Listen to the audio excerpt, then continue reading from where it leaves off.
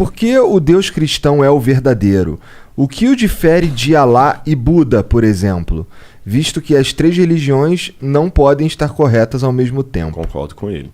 Bom, vamos por etapas. Eu acho que vou começar de trás para frente, tá bom? Por que o Deus dos cristãos é que estaria correto? Em primeiro lugar, deixo claro que o Deus dos cristãos, mesmo sendo correto, ele falou, eu tenho ovelhas que não são desse aprisco. Ou seja, até o índio nunca ouviu falar de Jesus. Eu tô pensando naquele índio pré-cabraliano, né? Que ele tinha Tupã ali, a natureza e tudo mais e tudo. A palavra não chegou. Não chegou. E Paulo fala, o que de Deus se pode conhecer, ele lhes revelou pela natureza. Deixa Deus, você está entendendo? Porque Deus já está cuidando deles. E às vezes assim, ele no que ele conhecia de Deus, ele foi fiel, foi sincero. E é isso que Deus vai levar em conta. A Bíblia fala que Deus não julga a pessoa pelo seu tempo de ignorância. Esse é um ponto. Mas isto posto, o que ele perguntou não foi bem isso. O que ele perguntou é, por que eu falo que esse Deus é verdadeiro e não Buda ou qualquer outro?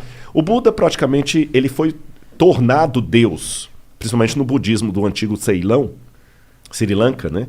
Mas o Buda nunca se proclamou Deus. O budismo é uma religião sem Deus. Por isso que o budismo era a única religião que Nietzsche ainda aplaudia. A única religião que Nietzsche aceitava era o budismo. E Freud também, apesar de ateu, ambos, tinha uma simpatia com o budismo. E muitos ateus gostam do budismo porque ele propõe uma espiritualidade sem Deus. Mas existem formas de budismo, e não está errado, que tornaram Buda um deus. Uma estátua dourada, que é a coisa toda e tal.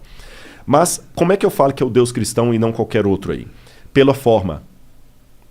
Lembra que eu falei aqui lá atrás na nossa conversa que nós temos uma necessidade antagônica de Deus, paradoxal?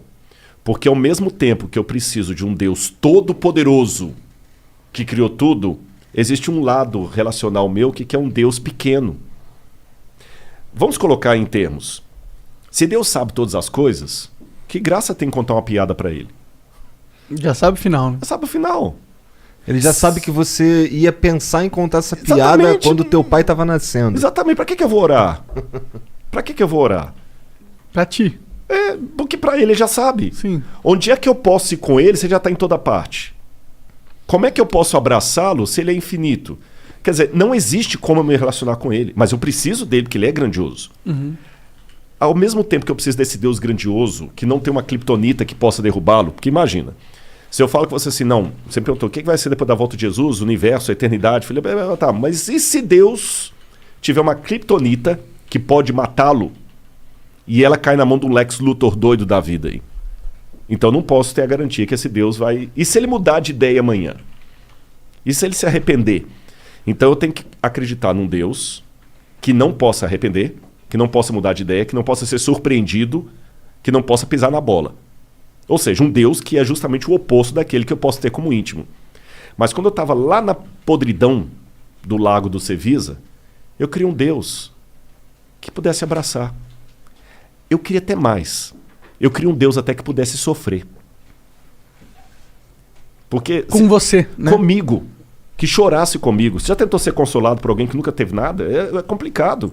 Às vezes a pessoa não precisa ter uma solução para o seu problema, não, mas só dela chorar com você e sofrer com você. Você não está sozinho no sofrimento. Não está sozinho.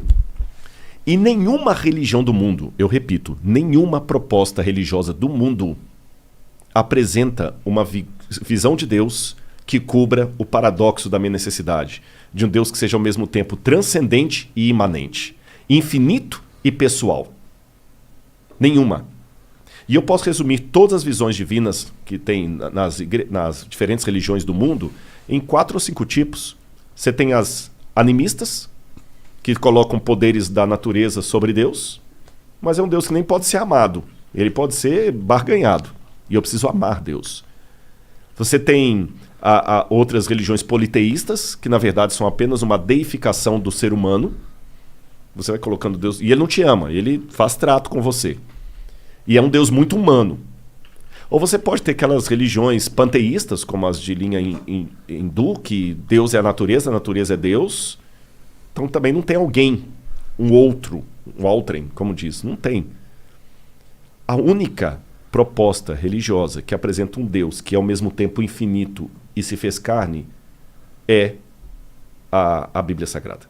Ou seja, se eu olhar antropologicamente falando, e alguém me pergunta então, Aqui eu tenho vários formatos. Eu tenho uma garrafinha de água, eu tenho uma garrafinha de refrigerante que ninguém vai saber qual é, e eu tenho a do gel aqui.